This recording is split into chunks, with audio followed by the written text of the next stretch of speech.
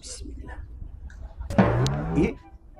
نفهمیدم این چی؟ پیوه پیوه ها این اگجو کتی انا ماگزین کتم همینجا می ها اینجا بیو تیجی می ها اینجا همینجا کتی ها هم کس کتم اینجا مون اتاق ها مانا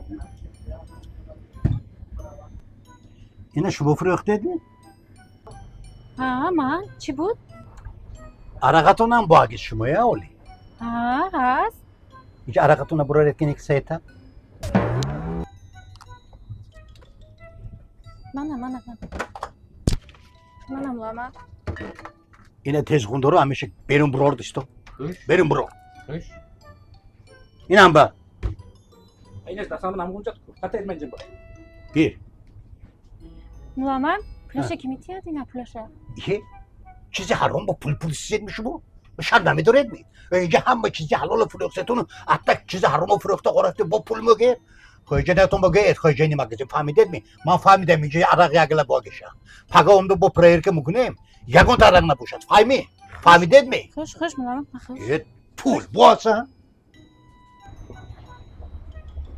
Hoca bu? Çöş. Yine Yani tıkıran. maaşı burada mı? Hiç. Hiç. İyi.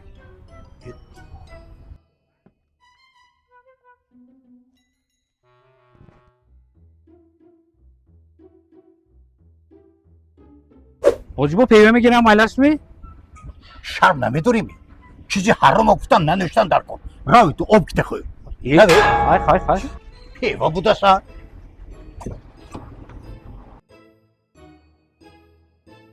دادا جونش اون میوه رو با یک شکلات میوه می نکته این که عرق و پیوه کته صاحب مغازه حاجی شو اگه باز همون با عرق و پیوه هم تو بیپل داده فسونس هست نه یه این خیلی باشد یک دهتا نمگیرید می نصفه بعد نکن زنک این صوف دوری برکه کفتین